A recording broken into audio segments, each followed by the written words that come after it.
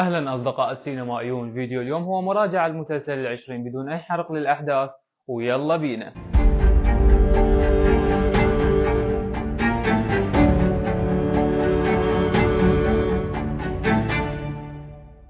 العشرين واحد من الأعمال العراقية المميزة اللي انعرضت خلال رمضان 2025. المسلسل قدر يكسر القواعد التقليدية للدراما الرمضانية العراقية من خلال تقديمها لقصص مختلفة بكل حلقة، لكن هذا الأسلوب نجح لو فشل بأنه يخلي المشاهدين يبقون مهتمين بمتابعة المشاهدة. خلونا نذكر التفاصيل والإيجابيات والسلبيات. قصة المسلسل تحكي لنا عن الشهداء العراقيين بين فترة 2014 و2017، ويقدم لنا قصص مختلفة بكل حلقة. تنوع القصص من مميزات مسلسل العشرين، فهو بكل حلقة يقدم لنا قصة مختلفة بأسلوب مميز، بحيث تقدر تتابع الحلقات بشكل عشوائي بدون تسلسل، لأنه ماكو أي ارتباط بين الحلقات. المسلسل يتقدم بأسلوب إخراجي ممتاز، وهذا واحد من أكثر الأشياء اللي ضاف للمسلسل واللي ساعد بإيصال أجواء المسلسل بشكل مثالي. التمثيل هو واحد من نقاط القوة الأساسية اللي كان له الجزء الأكبر بتمييز العمل إلى جانب الإخراج. حتى نكون دقيقين أكثر، الأداء التمثيل من الفنانة آلاء حسين، فهي قدمت أداء مثالي ومميز خصوصا بالحلقة الخامسة، بحيث قدرت انها من خلال الأداء الرائع انها توصل مشاعر حقيقية للمشاهد.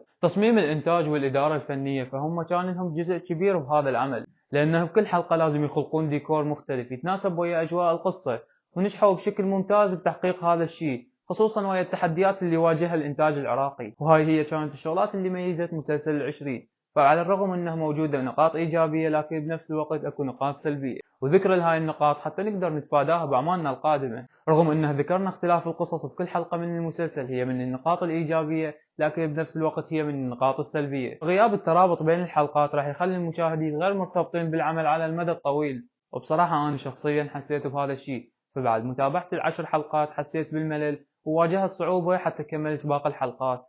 لأن شنو اللي يخليك تتابع مسلسل يقدم لك حزن بشكل بحت، وماكو أي حبكة واحدة مترابطة بحيث تنتظر تعرف إجابة إلها أو شلون راح تنحل؟ تفاوت الجودة بين الحلقات، فبعض الحلقات كانت مشوقة وقدمت جودة عالية، وبعض الحلقات كانت مو بنفس المستوى وما قدمت أي شيء جديد، وبعض الأحداث كانت غير منطقية للمشاهد ومبالغ فيها. الأداء الضعيف من الشخصيات الثانوية، هذا كان مشكلة واضحة وقللت من جودة العمل، بالإضافة لمشاكل الكونتينيوتي أو الراكور. بالنسبة إلي كنت راح أفضل لو قدموا لنا بكل حلقة قصة لواحد من الشهداء الأبطال، أفضل من تقديمهم قصص عامة. وبالنهاية وبشكل عام، إذا كنت تحب المسلسلات اللي تقدم قصص مختلفة بكل حلقة، فهذا المسلسل مناسب إلك.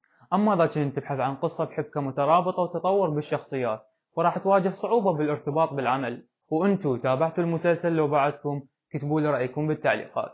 لا تنسى اللايك والاشتراك بالقناة، تفعيل زر الجرس حتى يوصلكم كل شيء جديد يخص السينما. تقدرون تتابعونا على باقي المنصات حتى نخلي عائلتنا السينمائية تكبر أكثر وأكثر. كان وياكم حسين رسن، وهذا برنامج فيلمينو، وأكيد لا تنسى تو انجوي.